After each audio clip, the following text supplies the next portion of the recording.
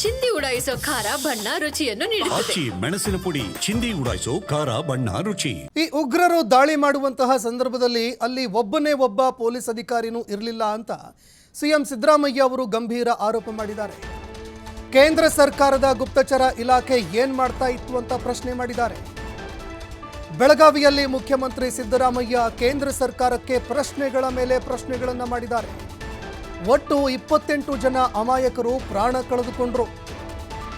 ಈ ಘಟನೆಗೆ ಪ್ರಧಾನಿ ನರೇಂದ್ರ ಮೋದಿ ಅವರ ವಿಫಲತೆ ಕಾರಣ ಅಲ್ವಾ ಅಂತ ಅವರು ಪ್ರಶ್ನೆ ಮಾಡಿದ್ದಾರೆ. ಅದನ್ನ ಮುಚ್ಚಿಕೊಳ್ಳೋದಕ್ಕೆ ನನ್ನ ವಿರುದ್ಧ ಅಪಪ್ರಚಾರ ಮಾಡ್ತಾ ಇದ್ದಾರೆ. ಯುದ್ಧದ ಅಗತ್ಯ ಇಲ್ಲ ಅಂತ ನಾನು ಹೇಳಿದಿನಷ್ಟೇ, ಅಗತ್ಯ ಬಂದರೆ ನಾವು ಕೂಡ ಯುದ್ಧಕ್ಕೆ ಸಿದ್ಧ ಅಂತ ಸಿಎಂ ಸಿದ್ದರಾಮಯ್ಯ ಅವರು ಮಾತನಾಡಿದ್ದಾರೆ.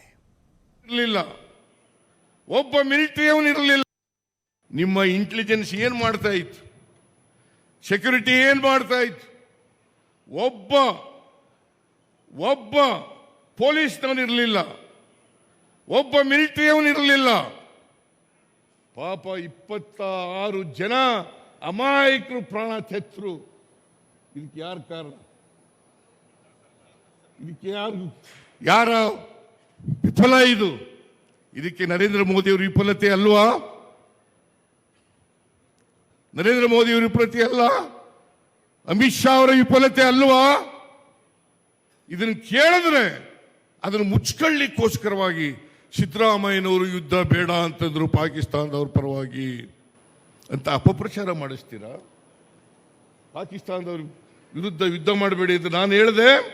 ಯುದ್ಧದ ಅಗತ್ಯತೆ ಇತ್ತ? ನಾನು ಹೇಳಿದೆ ಈಗ ಅಗತ್ಯ ಇಲ್ಲ ಅಂತ ಹೇಳಿದೆ. ಈಗ ಅಗತ್ಯ ಇಲ್ಲ ಅಂತ ಹೇಳಿದೆ. ಅನಿವಾರ್ಯ ಆದರೆ ಯುದ್ಧವನ್ನು ಮಾಡೇಬೇಕಾಗ್ತದೆ.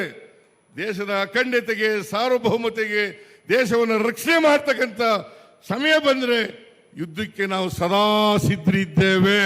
ಭಯೋತ್ಪಾದಕರನ್ನ ಬೇರ್ ಸಹಿತ ಕಿತ್ತಾಕದ್ರ ಬಿಡ್ಲು ಅವರನ್ನು ಬೆಳಿಲಿಕ್ಕೆ ಬಿಟ್ಟು ನೀವು ಸೆಕ್ಯೂರಿಟಿಯನ್ನ, ಭದ್ರತೆಯನ್ನು ಎಲ್ರಿಗೂ ಕೊಡೋದು ಬಿಟ್ಟು ಇವತ್ತು ಅದನ್ನು ಮುಚ್ಕೊಳ್ಳಿಕ್ಕೋಸ್ಕರ, ನಿಮ್ಮ ವೈಫಲ್ಯವನ್ನು ಮುಚ್ಕೊಳ್ಳಿಕ್ಕೋಸ್ಕರವಾಗಿ ನನ್ನ ಮೇಲೆ ಗೂಬೆ ಕುಳಿಸ್ತಕ್ಕಂಥ ಪ್ರಯತ್ನವನ್ನ ಬಿಜೆಪಿಯವರು ಮಾಡ್ತಾ ಇದ್ದಾರೆ. ನಿಮ್ಮ ಇಂಟೆಲಿಜೆನ್ಸ್ ಏನ್ ಮಾಡ್ತಾ ಇತ್ತು, ಸೆಕ್ಯೂರಿಟಿ ಏನ್ ಮಾಡ್ತಾ ಇತ್ತು? ಒಬ್ಬ